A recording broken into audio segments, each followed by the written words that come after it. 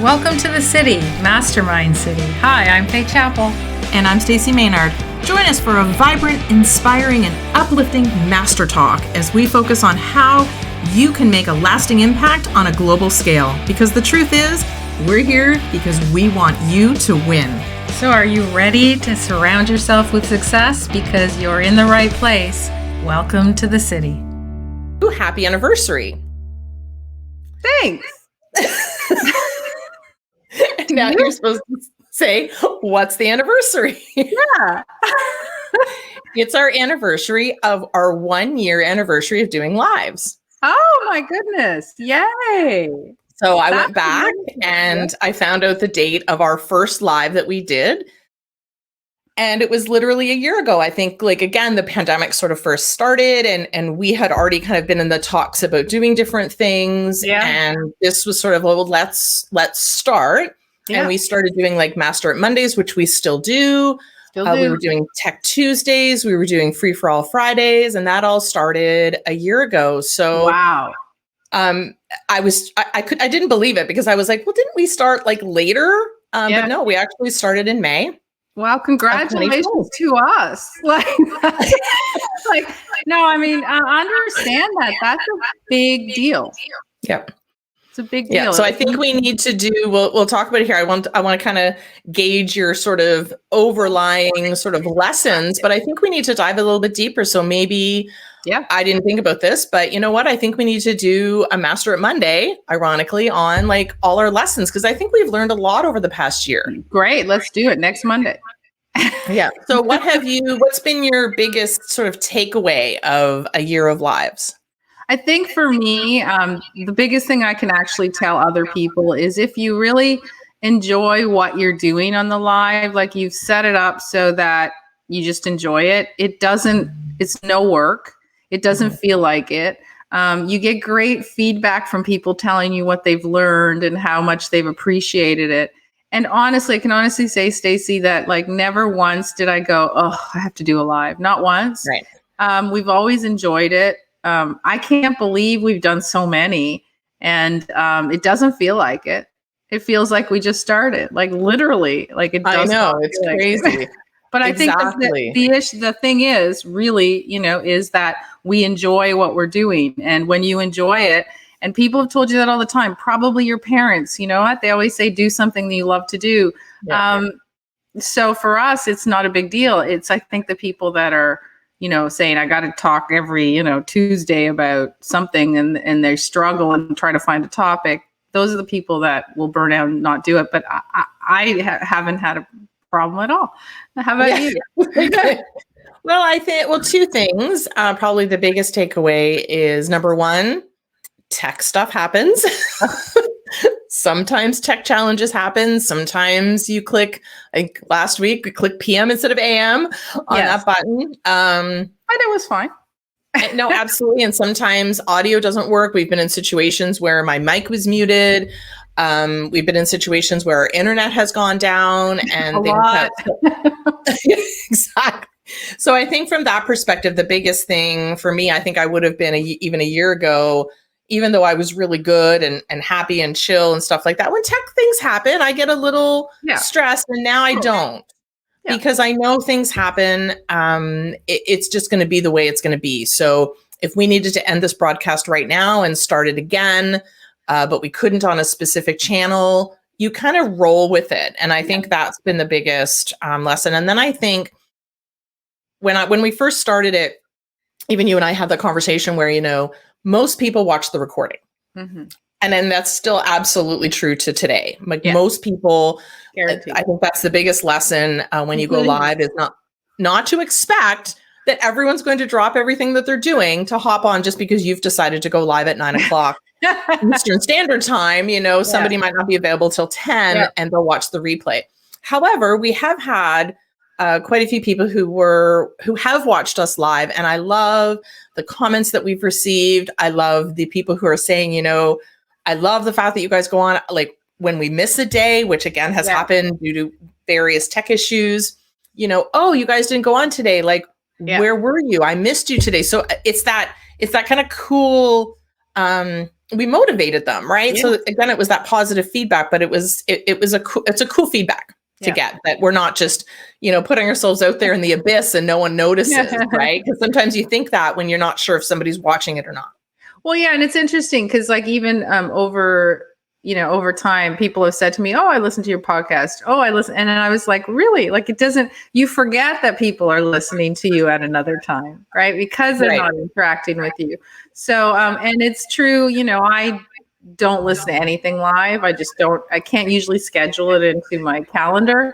So I always watch replays or listen to podcasts or something, but obviously never live. Even on some of the virtual events that we go to, I still don't watch it live. I still watch the replays. And I think it's important for people to understand that you're not going to, we might be here now and nobody might be watching.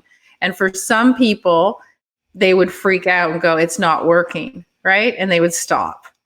And for us, we're like, we know that people listen to us afterwards, so we don't worry about it. But I mean, I know a lot of people who've, done 2 or 3 or 4 lives, and then they just said it's not working. Well, how many have we done in a year? Oh my goodness. I didn't even go down the road of counting. I just literally went back and found that kind of first live event and figured out when that was. But how many? Oh my goodness. I can't. Well, we started with 3 times a week minimum. Plus we were doing whatever programs, whatever we were going for live Q&As. Now we are at 4 times a week minimum, plus the additional. So at the very least, we do 4 a week. At the very least. And that's actually 5 if you think about it. 2 on Monday, 2 on Friday, 1 on Wednesday. Right. That's right. So minimum of 5. That's 5 times a week. So again, so then we missed a few. So it's kind of interesting to go back. I might do that just to kind of see if I can quickly tally. But like, think about this, guys. Like we are, all of these go on to our YouTube channel. And if we want, we can put them out as podcasts as well. So most of them do go on podcasts. Actually, we have one that was just released today. Awesome. So we have a lot of content. And again, it's a year. So I like to think back, I use my son Jack all the time as my example, 6 years of putting out videos, and 400 videos later, he hit, the mark that started making him a lot of money. So again, 6 years of it. So, and that's like a 6-year overnight success. and those are hard videos. Those are like ones that take a couple weeks, to do each. So, think about it. If you're just starting out, and you're like, okay, I want to get an audience and so I'm going to go live twice a week. Well, it might take 3 or 4 years before people catch on to who you are and what you do. So you can't be discouraged. You have to, again, enjoy what you're doing. Right. So if we didn't enjoy this, the minute it feels like work, I'm out. Right. The minute it feels like I don't want to get ready and go do this, then you have to stop, because then it's not going to work. You have to enjoy it, I think, unless you're an actor. And then if you're an actor, but somehow, like, I think there's a lot of people are like, well, it's pre-recorded, but you're just not able to kind of go back. But if you asked me to come here every Wednesday at 9:00 and we would pre-record a video that we were going to put out on YouTube or something, I don't know if I would love that as much. No, and I don't know if it's just not, it doesn't have the same feel to it. It doesn't. I prefer, the reason, well, I guess the reason we enjoy it is because we don't really prepare a lot in advance. So we know it's happy anniversary and you go, for what? So, and then that is really where we veer the topic, and the topic always comes to how you can use what we're talking about in your own life or in your business to either hack it and make shortcuts or improve or do whatever. So, again, what we're trying to say is it flew by. A year flew by. Absolutely flew by. And we've done a lot. And you'll see even more in the upcoming weeks, because as we do our big launch for Global Impact Accelerator, and then our GIA Mastermind is coming out as well, and our big conference in September. So there is a lot coming forward. And what you have to keep in mind again is that through all of this work, we're still live 5 times a week. So, but again, doesn't feel like work. Everything else feels like work, right? Some of the things do feel like work, but that's okay. You get the pros and cons, right? But again, we enjoy this. And it's that different vibe of like, I know I'm live. I know I can't go back if, something happened, but I would look at this and go, well, we're 14 minutes into a pre-recorded video. It's just a different feel, right? And I can't do a retake or whatever. Well, I'm going to ask you a question. So you have a lot of podcast clients, and you get some clients that send you their podcast and say, can you cut this? Can you cut that? I don't like this. How do you feel that changes the vibe of their show? It changes the flow. And that's my issue, is that you can't take a conversation and chop it into pieces, because it's not like, okay, Faye, how are you today? Stop. I'm fine. Stop. Conversations don't happen like that. No. Right? So when you take a piece out of it, or you shorten what they're saying, the next part doesn't make any sense. Like, we flow. Right. I talk, you flow into what I'm saying. I flow into what you're saying. And it's a natural vibe and a natural conversation. So where to, like, do I cut you mid-sentence? Right. And I've seen it. Like, if you even see it on interviews on TV, right? Like, all of a sudden you go, what? Like, there's a weird cut, and it didn't make sense of what they were talking about.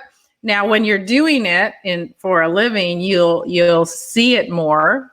For most people, they'll just go, what was that? Right. And that's the difference. So I think it's, that I'm not a big fan of that. So there are things we say on these lives that probably, could have been better, but it's okay. It's what we're thinking about. We're not going back and pre-record and editing it out, because we can't. Now we could, in theory, you can take your live, you can download your live, you can take it down so that only the people who were there would see it. So the people who are watching us live right now would be the only ones. We could take down all the posts and upload a perfected version. Yeah. But that's not what it's about. No.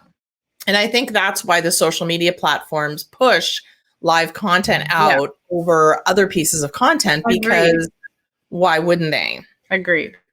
Yeah, it doesn't. It's just, it is, for me, it's better. Now, saying that, if I'm specifically looking for a topic, so if there is a pre-recorded topic that I really need to know about, I'm fine. I'd rather listen to the pre-recorded topic than listen to a live, because I know I'm getting exactly what I need to. So when we do Master It Mondays, we're very specific on what we talk about. So next Monday, we're going to talk about what we learned on lives. And and so that's all you're going to get. So what you're going to get on Monday, at the top of my head, is basically, the 3 biggest strategies that we know that you can utilize to make sure that you can go live and make it impactful, right? Yeah. So if somebody is watching that on Master It Monday, even though we're live, they're coming for a specific reason. Right. And so it's okay if you want to pre-record. But again, my hesitation with pre-recording is people chop it up and they want to be so perfect that they take their personality out. Right. Yeah. Yeah. So and they also know that they can edit. So if, I didn't like that take, so I'll do another one. Take 92 later, they've lost the energy or the passion for what they're saying, because all they want to do is get the information out in the most perfect way possible, without stumbling over a word. So we both, the other company, On Point Mentors, my other company, we both participate in the virtual summits, and they're generally monthly, sometimes quarterly, depending on what arc we're in. But so Stacy and I, when it comes time and we, realize it's due that day, and I have it's my company. I think I just know that in advance. But we just put our cameras on and go.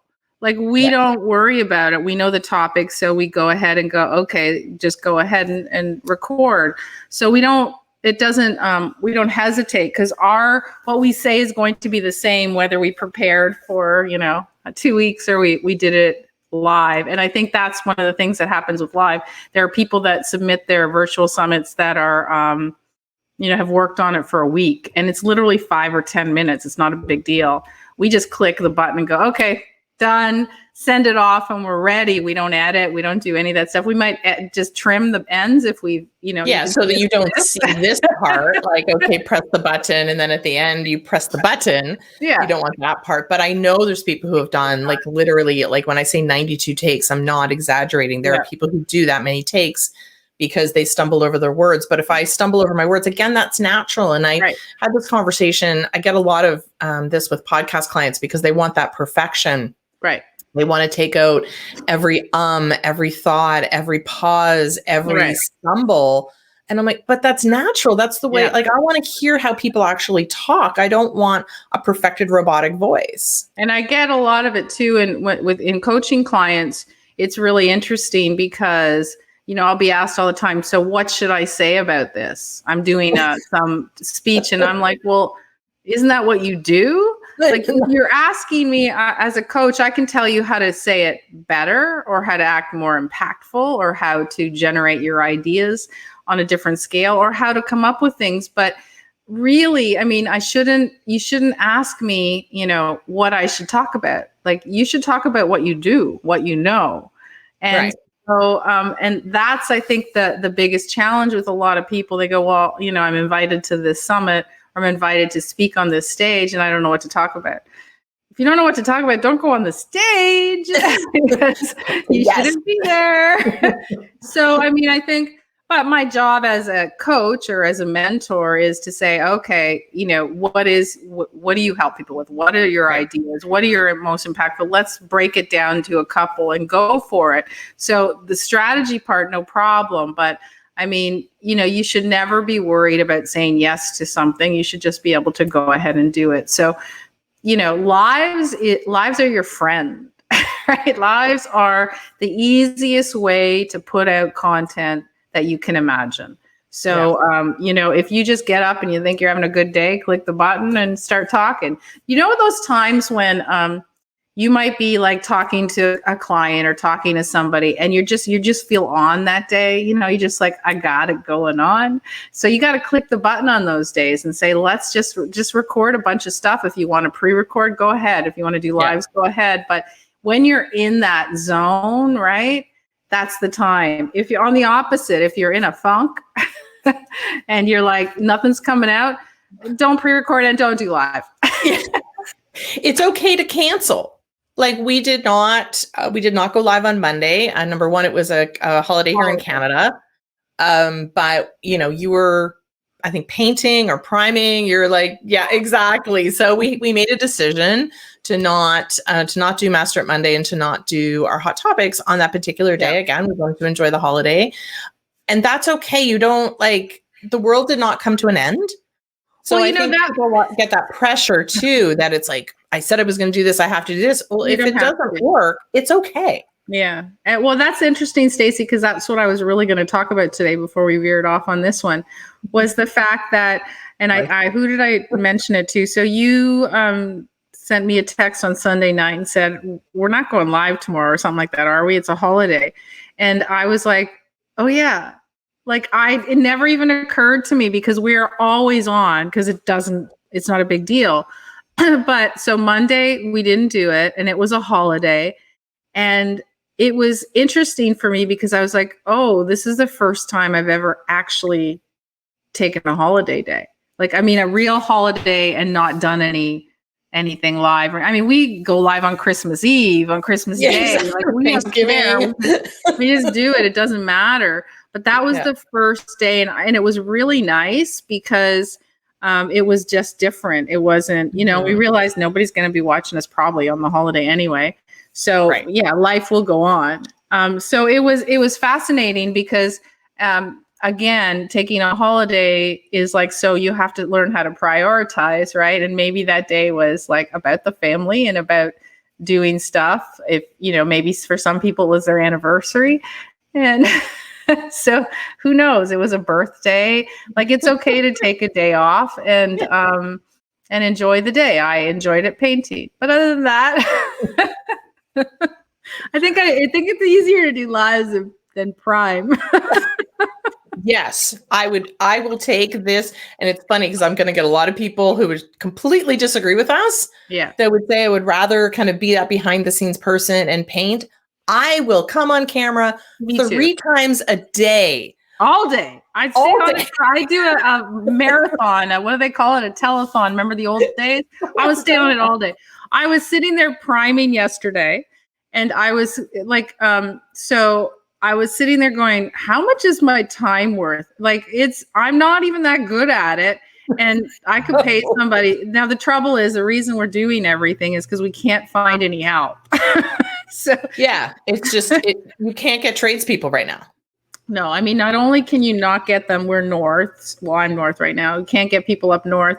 There's no product really out there. And there's really not a lot of tradespeople. They're booked for months and months. So I have no choice. But, if I had a choice, so we like to tell people to stay in their lane, right? Stay in your lane. Painting's not my lane. And it's not like if I'm a little like, as I'm priming, I'm like, ooh, if a painter came in, I'd probably be embarrassed because it's not very good. But it's as good as it can be for somebody whose living is not painting. So, yeah, it's never good when a painter comes in and be like, so who did this? Right. Like it was, so I'll tell you an interesting thing. So our hot contractor, who you'll see on, if you watch any of our Instagrams, he was doing the drywall. And he did I don't know what they're called, mud and then skim and whatever it is. Okay. And so he did it, and he had to go, and he needed a finisher. And I didn't know there was a difference between a guy who drywalls and muds and a guy who finishes. Different skill. So anyways, he was leaving, and because he's at another site for a couple of weeks. And so somebody came in who's a finisher, a tape or whatever. And when he laughed, like the guy was looking at his work and he goes, oh, this is really good, the sanding and stuff. When he laughed, our guy said, wow, he goes, I was really nervous because I wasn't like, I thought he would make fun of what I did. Cause he's like, he goes, I'm great. I can drywall all day, but my skill set is not the finishing, right? Finishing. And so it's true because, if, like for us, we do a live, not a problem, do it all day. We don't have to rehearse. It's good. We're in. But for other people, they would stress for 3 weeks to do what we do.